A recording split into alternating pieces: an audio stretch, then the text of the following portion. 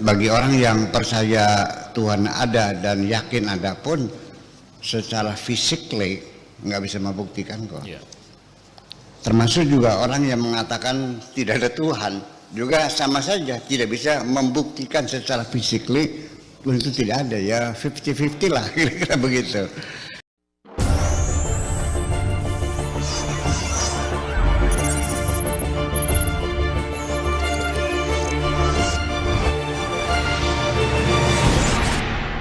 Kita bahas tentang ma'rifatullah.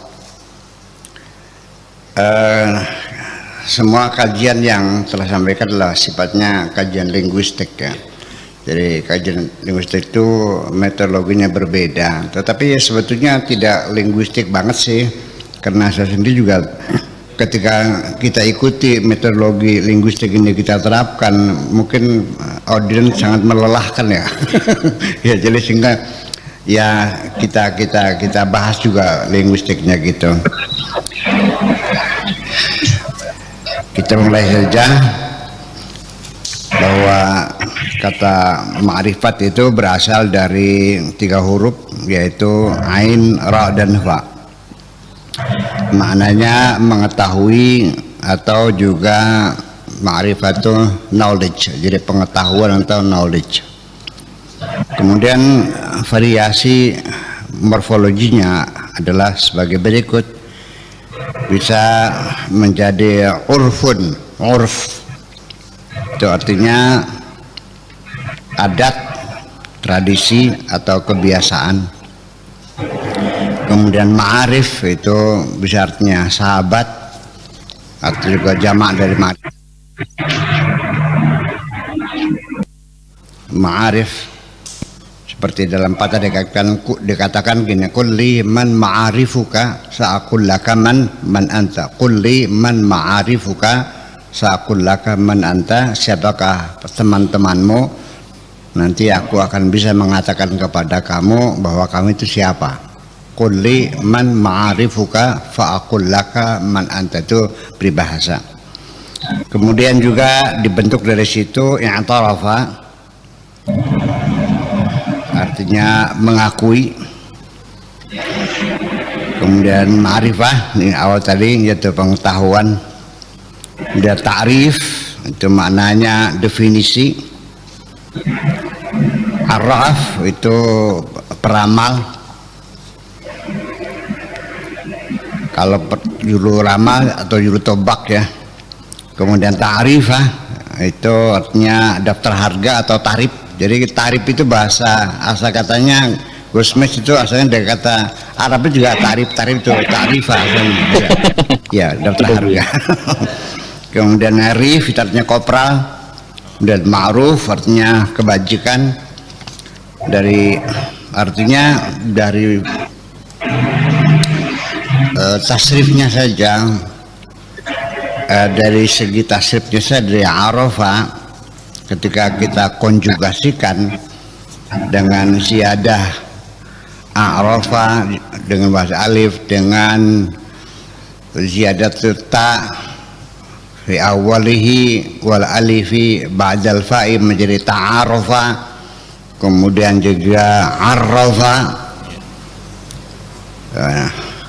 Itu dari masing-masing satu wazan saja itu kalau dikonjugasikan bisa menjadi 114 bentuk. Yeah. Dikalikan sekian puluh, sekitar 614-an lah gitu. Bahasa Arab itu begitu guys. Ya, artinya kalau kita bahas linguistik murni, kajian linguistik ya saya kira bisa menjadi berpuluh-puluh halaman yang mungkin audiens melelahkan, karena itu tidak terlalu linguistik banget sih gitu. Yeah. Saja. Nah, sehingga maksud dari ma'rifatullah itu adalah mengetahui dan mengenal Tuhan. Ma'rifatullah itu. Oleh karena teologi itu bersifat kajian metafisis, sehingga selalu berhubungan dengan proses analitis atas kebenaran mendasar mengenai keberadaan dan realitas yang menyertainya.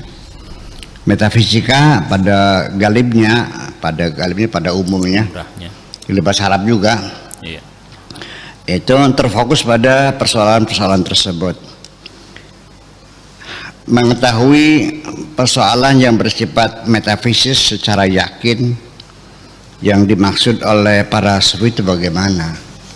Ya, mengetahui persoalan yang metafisis, dimana kan kalau fisika sifatnya hanya menyusun premis-premis yang sifatnya asumtif, tidak bisa eksperimentalis.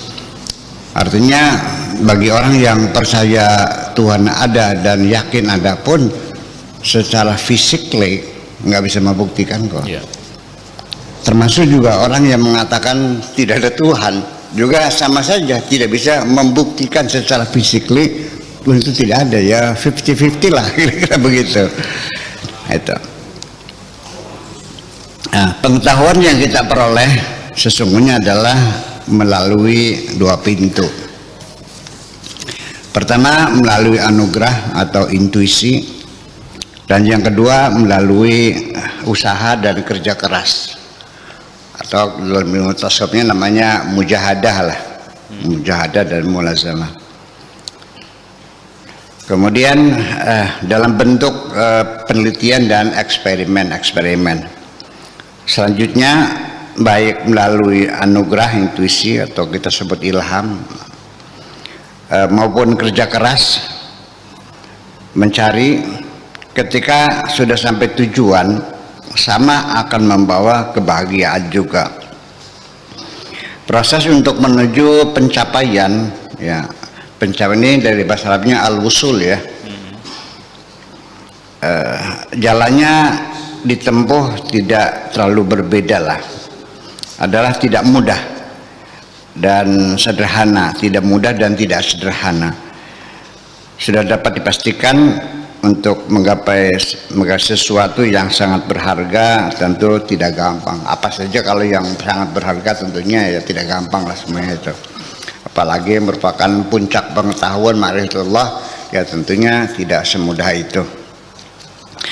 Lebih lanjut, banyak pertanyaan bermunculan bagaimana mencapai Tuhan.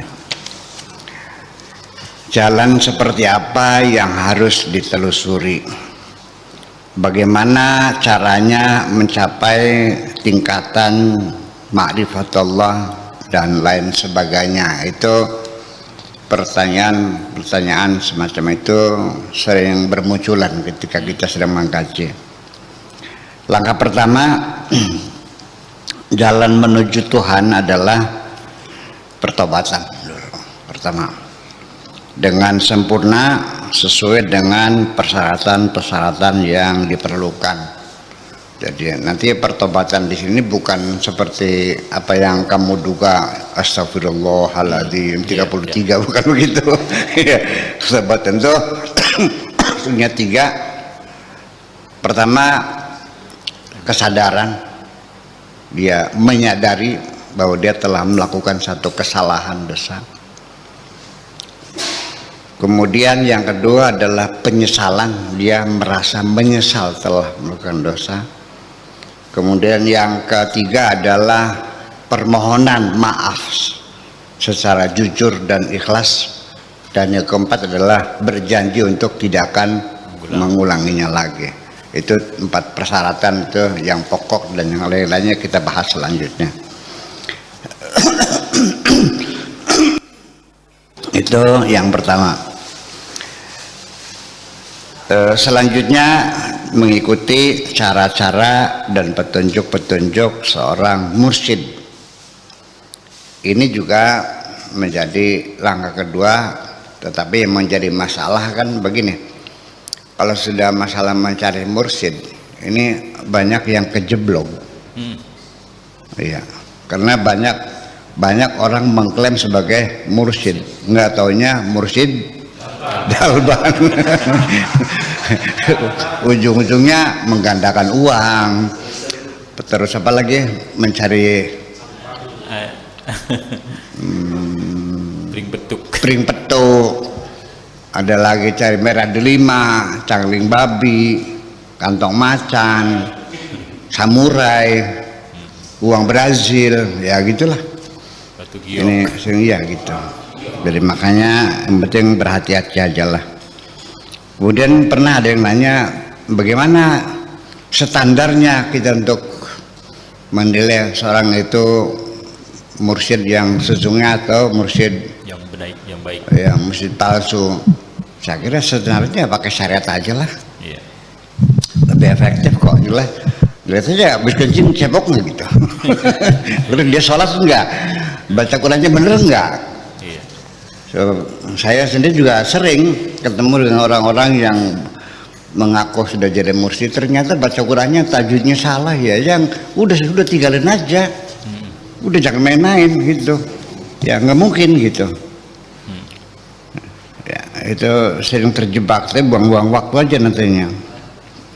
Ya, yaitu selanjutnya mengikuti cara-cara dan petunjuk seorang mursyid dengan metode dipakai biasanya adalah psikologi spiritualis ya. Jadi apa, ruhaniyah dan psikologi ya, yang kita gabung menjadi psikologi spiritualis secara mendetail, karena bagaimanapun juga kita bicara tentang tasawuf itu nggak lepas dari kajian psikologis. Makanya kita di cadang pingin ini kan kajian kan satu paket dengan kajian-kajian psikologi kan gitu, tentang rasa, tentang imajinasi, tentang emosi, kan bagaimanapun juga tidak bisa dihindari. Tetapi saya tidak meragukan kalau ada orang yang sudah tingkatan ma'rifatullah tapi dia tidak mengetahui ilmu psikologi, ilmu psikologi lah kan sini. Ya mungkin dia alami lah gitu. Secara terminologi dia tidak tahu mana imajinasi, mana emosi, mana kan gitu. Mungkin dia paham, tidak paham tentang istilah-istilah psikologi, tapi dia mungkin sudah merasakannya dan mengidentifikasinya. Jadi bisa saja orang itu mendapatkan satu ilmu tidak melalui teori, tapi langsung praktek. Seperti saya belajar main catur, tetapi tidak teori lagi, langsung aja praktek tiap hari. Tapi saya belajar teorinya dan belajar prakteknya juga. Demikian juga mungkin saja orang itu tidak belajar ilmu logika, tidak belajar ilmu mantik. Dia langsung melatih berpikir. Bukan berarti karena tidak belajar ilmu mantik lalu dia tidak bisa berpikir, bisa berpikir, tapi kan alami sifatnya. Ya, tidak belajar teori catur. Jangan dikira tidak bisa bertanding, kita bisa mengalahkan yang tahu teorinya kok. Orang yang belajar ilmu mantik, orang yang cerdas alami tanpa belajar ilmu mantik langsung. Ketika terjadi perdebatan, diskusi, kalah yang teorinya, kan seperti itu. Hanya nanti bedanya kalau kita belajar teorinya dulu dan kita praktek, itu tentu lebih lengkap, lebih baik daripada kita langsung praktek. Seperti orang belajar catur, teori dulu, terus praktek. Ada lagi langsung dia masuk dalam kegiatan permainan catur, langsung praktek saja teori. Ya, yang langsung praktek bisa saja mengalahkan yang belajar teori dulu. Hanya saja nanti bedanya ketika terjadi pertarungan dalam percaturan, dalam catur. Kemudian si musuh itu kalah karena tidak belajar teori. Ketika ditanya kenapa Anda kalah, ya nggak tahu. Ya begitulah kira-kira. Tapi kalau seandainya saya yang belajar teorinya, ketika dia kalah, saya bisa mengatakan bahwa kekalahan Anda itu adalah pada langkah ketiga, yaitu ketika Anda melangkahkan kuda yang seharusnya ke kiri, Anda ke kanan, sehingga membuka jalan bagi peluncur lawan untuk menyerang. Jadi sekalipun tidak belajar ilmu mantik, ilmu logika Aristoteles, Anda bisa cerdas, Anda bisa pinter. Tetapi ketika Anda salah mikir, di mana kesalahannya, Anda nggak bisa menelusurinya. Itu aja bedanya. Itu bedanya. Makanya sebaiknya kalau sudah kelasnya mursyid itu ya harus tahu ya psikologi dan tahu juga ruhaniyahnya dan ilmu jiwanya dan ilmu ruhaniyahnya. Sebetulnya kita ini masih mencoba juga psikologi spiritualis itu apakah bisa digabung begitu atau spiritual psikologis. Silakan milih aja nanti Kang Kamis ya. Sudah barang tentu nanti dalam proses dari satu tahapan kepada tahapan berikutnya akan terasa sangat melelahkan. Sangat melelahkan, seperti dari tahapan pertobatan kepada tahapan berikutnya, yaitu hubbullah, kemudian terakhir tahapan berikutnya yaitu maqam muqarrabun, itu sangat melelahkan sekali. Di samping rasa lelah secara fisik selalu disertai dengan kenyamanan hati dan kerinduan. Setiap tahapan yang kita lalui memang secara fisik kita lelah, mujahadah, mulazamah, muadhabah dan sebagainya, tetapi juga kita mendapatkan satu kenyamanan hati dan kerinduan. Artinya bahan bakarnya ada tambahan gitu, sehingga dia punya powernya itu semakin kuat. Kemudian mulai tersadar dapat merasakan rahmat dan kasih sayang Tuhan. Terakhirnya berikut segala kenikmatan yang besar, yang kecil, yang terlihat dan yang tidak terlihat, yang dulunya kita tidak merasakan, akhirnya banyak oyanya, iya itulah karena kesadaran itulah, atau disebutnya dengan al-kasyaf semacam itu. Jadi al-kasyaf itu bukan sekedar seseorang bisa main tebak-tebakan kamu besok dapat rezeki, itu bukan saja, atau besok kamu dapat sakit, atau kamu mau dapat jodoh orang Sumenep kan gitu dan sebagainya. Itu bukan saja, tapi kasyaf terhadap diri kita sendiri juga. Nanti selama dalam perjalanan menuju Tuhan akan melewati berbagai terminal seperti pertobatan, kemudian setelah itu muncul al-khauf, rasa takut, kemudian ar-raja, munculnya harapan yang luar biasa, kemudian nanti tingkatan semaqam solihin ya, kemudian setelah solihin naik lagi tahap berikutnya adalah maqam muti'in, kemudian meningkat lagi maqam muhibbin, kemudian naik lagi tingkatan mustaqin ya, kemudian tingkatan aulia, dan terakhir itu disebut dengan al-muqarrabun. Dan al-muqarrabun sudah pernah kita bahas dan beberapa tingkatan. Selanjutnya orang yang sudah berada pada tahap pencapaian, atau dalam bahasa Arabnya al-wasilun, itu istilahnya memang masih banyak berubah di sini. Hatinya akan selalu merindukan Tuhan, akalnya selalu memikirkan Tuhan, dan perasaannya selalu sadar dalam kontrol Tuhan. Ketika itu pula bagi mereka yang telah sampai pada tahap pencapaian, mereka akan terus semakin mendekat, status mereka terus semakin meningkat, hati mereka menjadi terang benderang, pandangan mereka menjadi transparan dan transandental. Kemudian setelah itu ketika seorang telah mencapai tingkatan ma'rifat, pertanyaannya, apakah masih berpotensi dapat melakukan sesuatu yang bertentangan dengan syariat? Atau dengan pertanyaan singkatnya, hal yazni al-waliyu, mungkin nggak wali Allah berzina? Mungkin nggak? Mungkin. Kita masih apapun pangkatmu tetap ada masih tetap punya potensi untuk melakukan kejahatan, melakukan dosa-dosa. Hanya Nabi yang bukan Nabi, Rasul ya, hanya Rasul yang dijalankan, Rasul ya, bukan Nabi ya. Iya, kalau Nabi masalah juga kan. Ya, itu makanya. Jadi yang dijamin tidak berdosa itu adalah Rasul.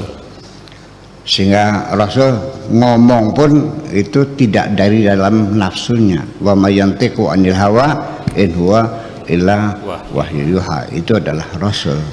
Tetapi kalau Nabi itu karena makamnya makam ijtihad. Kalau Rasul kan makamnya makam tabligh. Jadi ada jaminan dari Tuhan karena dia sebagai Rasul, sebagai mubaligh, sebagai juru bicara, maka ya harus ada kepastian dong. Kalau tidak ya nanti kita menjadi ragu. Ketika dia statusnya sebagai jubirnya Tuhan, ya Tuhan mengatakan begini, ini pesan kata Tuhan, kata Tuhan, kata Tuhan. Maka seorang jubir, apalagi dalam hal spiritual ya, dalam protokoler saja, protokol negara saja, nggak mungkin jubir mengatakan sesuatu mengada-ada. Jubirnya presiden, tapi berpendapat nggak boleh. Jubir berpendapat nggak boleh. Sehingga ketika sahabat menanya tentang Rasul, bagaimana maknanya Rasulullah, ya sudah tulis saja, sudah selesai. Udah.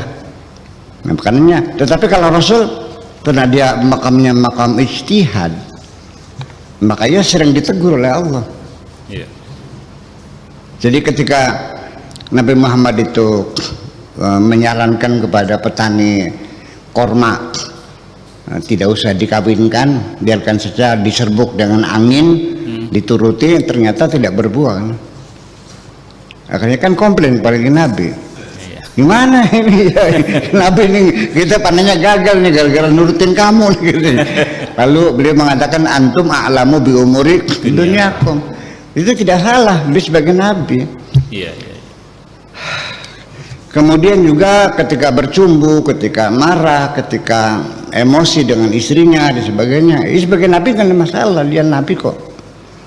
Nah, ketika dia mengambil putusan salah juga ditegur, ya ayyuhan nabiyyu lima tuharrimu ma ahallallahu laka. Tetapi di Indonesia kan orang belum banyak yang belum paham ya antara kapan sebagai Nabi dan kapan sebagai Rasul. Pokoknya Nabi Rasul. Itulah kira-kira seperti itu. Kurang mendetail lah kita barangkali. Tapi ya mungkin aja ada orang yang nggak setuju kok. Mungkin aja kan pokoknya ya udahlah. Insyaallah Gus Semesta nggak akan bilang pokoknya ya. Gitu. Nah itu. Jadi kemudian apakah batin yang telah mencapai tingkat ma'rifat bisa berbeda dengan yang lahir? Apakah hakikat bertentangan dengan syariat? Ini kan belum muncul semacam ini. Hendaknya dipastikan sejak langkah pertama bahwa batin yang berlawanan dengan lahir, hakikat yang berlawanan dengan syariat, dipastikan sejak awal tidak benar.